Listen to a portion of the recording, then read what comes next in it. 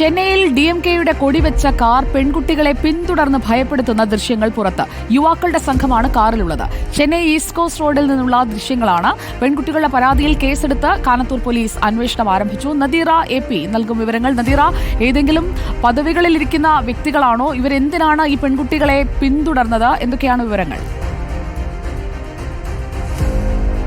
സുജയ, സത്യം പറഞ്ഞാൽ ഇവരെക്കുറിച്ച് ഒരു സൂചനയും പോലീസിനില്ല, ഒരു തുമ്പും ഇതുവരെ കിട്ടിയിട്ടില്ല. ഈ ദൃശ്യങ്ങൾ എന്ന് പറയുന്നത് ജനുവരി 25-ന് ചിത്രീകരിക്കപ്പെട്ടതാണ്. ഇത് പെൺകുട്ടികൾ പിറ്റേ ദിവസം തന്നെ, അതായത് ജനുവരി 25-ന് രാത്രിയാണ് സംഭവം നടക്കുന്നത്. രാവിലെ ജനുവരി 26-ന് ഞായറാഴ്ച പോലീസ് സ്റ്റേഷനിലെത്തി പെൺകുട്ടികൾ പരാതിയും നൽകിയിട്ടുണ്ട്. ഇപ്പോൾ ഇത്രയും ദിവസം പിന്നിട്ടിട്ടും പോലീസ് ഇതുമായി ബന്ധപ്പെട്ട ഒരു അന്വേഷണവും നടത്താതായപ്പോഴാണ് ഈ ദൃശ്യങ്ങൾ പുറത്തുവിട്ടുകൊണ്ട് പെൺകുട്ടികൾ വന്നത്.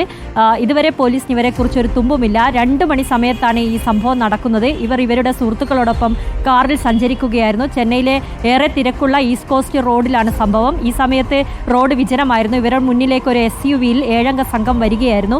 റോഡിന് കുറുകെ വാഹനം നിർത്തി ഇവരെ പേടിപ്പിച്ചു. അതിൽ നിന്ന് ഒരാൾ ഇറങ്ങി ഇവരുടെ വാഹനത്തിൽ തട്ടുകയും ചെയ്തു. പേടിച്ച് ഇവർ മറ്റൊരു വഴിയിലേക്ക് പോകുമ്പോൾ ആ വഴിയിലും മുന്നിലേക്ക് വന്ന് ഇവരെ കുറുകെ വണ്ടി നിൽക്കുന്നതാണ് കണ്ടത്. എന്തിനാണ് ഇങ്ങനെ പേടിപ്പെടുത്തിയതെന്ന് പെൺകുട്ടികൾക്കും അറിയില്ല. ഇവർ പരാതിയിൽ ഇക്കാര്യം പറയുന്നുമില്ല. ഇവരെ ആരെയും തന്നെ നേരത്തെ ഈ കുട്ടികൾക്ക് പരിചയവുമില്ല എന്നാണ് പറയുന്നത്. എന്തായാലും പോലീസ് കേസെടുത്തിട്ടുണ്ട്. ഇപ്പോൾ ഈ ദൃശ്യങ്ങൾ പുറത്തു വന്ന സാഹചര്യത്തിൽ റോഡ്, ഇവർ സഞ്ചരിച്ചെന്ന് പറയപ്പെടുന്ന റോഡിലൂടെയൊക്കെ പോയി നിരീക്ഷണ ക്യാമറകളൊക്കെ പരിശോധിച്ച് വരുന്നുണ്ട്. സുജയ, ഇതാരാണ് എന്ന് ഇതുവരെ കണ്ടെത്താൻ കഴിഞ്ഞിട്ടില്ല. യുവാക്കളുടെ വാഹനം, അതിൽ കാറിന്റെ മുൻവശത്ത് DMK-യുടെ ഒരു കൊടിയുമുണ്ട്. അത്രയുമാണ് ദൃശ്യത്തിൽ നിന്ന് നമുക്കും കാണാൻ സാധിക്കുന്നത്.